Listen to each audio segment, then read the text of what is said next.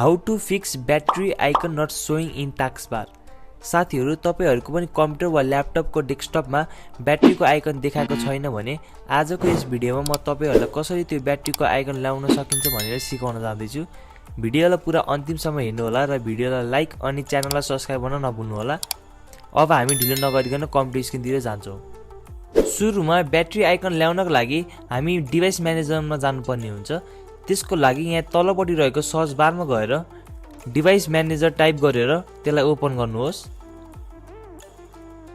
साथीहरु हेर्न सक्नुहुन्छ यो ओपन भइसकेपछि यस्तो इन्टरफेस आउनेछ र यहाँ हेर्न सक्नुहुन्छ यहाँ तलपट्टि यहाँ ब्याट्री भनेर एउटा यहाँ अप्सन छ। यो अप्सनलाई क्लिक गर्नुहोस् र यहाँ फेरि पनि अझै यो दुईटा यहाँ ब्याट्रीको अप्सन खुलेको छ। अब यो माथिपट्टि रहेको माइक्रोसफ्ट एसी एडाप्टर भन्ने अप्सनलाई क्लिक गरेर यसलाई राइट क्लिक गर्नुहोस् र यसलाई डिसेबल डिभाइस भनेको अप्सनमा क्लिक गर्नुहोस् र यसलाई एस गर्नुहोस्। फेरि पनि यो तलपट्टि रहेको अप्सनलाई क्लिक गरेर डिसेबल डिभाइस भन्ने अप्सनमा क्लिक गर्नुहोस् र यसलाई एस गर्नुहोस्। अब साथीहरु अघि त्यो डिसेबल गरेको अप्सनलाई फेरि इनेबल गर्नुहोस्, इनेबल डिभाइस। अब फेरि पनि यो तलपट्टि रहेको अप्सनलाई इनेबल गर्नुहोस्।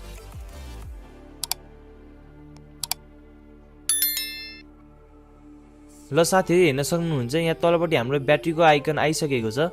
साथीहरु यसरी नै तपाईहरुले पनि आफ्नो ब्याट्री आइकन प्रब्लमलाई सल्भ गर्न सक्नुहुनेछ।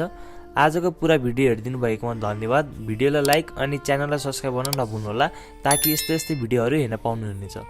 Thanks for watching.